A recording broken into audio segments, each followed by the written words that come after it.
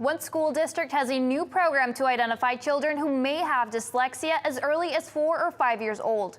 Cronkite News reporter Holly Bernstein went to Tempe to learn about the new program. Arizona is the first state to implement a program of this kind. Over the next 3 years, select classrooms in the Kyrene school district will be working with students to see if an early diagnosis makes an impact.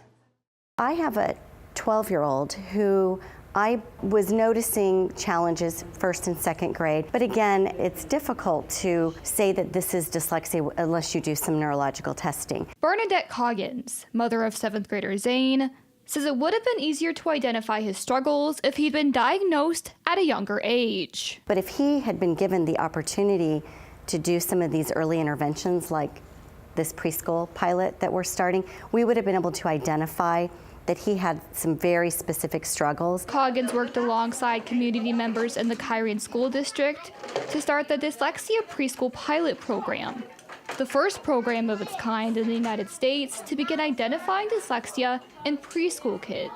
There'll be a lot of phonetic exercises, there'll be a lot of eye contact, moving your lips and learning how to speak correctly. Earlier this year, Representative Jill Norgaard, who helped facilitate the program, introduced and got passed legislation to create a dyslexia handbook. The handbook has identifications of if your student or child exhibits these conditions, he or she may have dyslexia. Kyrene's Director of Exceptional Student Services, Sandra Lane, says some of the information in the handbook is being used to guide the program, and that the Burton Family Foundation is providing a grant to cover the costs. For us to implement interventions for preschool age students, as well as training for teachers and some supplies for the classrooms. Coggins says she thinks starting in preschool will help parents and teachers identify signs of dyslexia right away. Any of the work that they're getting at this earlier stage is only going to help them.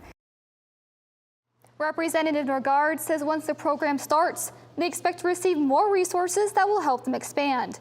The pilot program is expected to begin this January.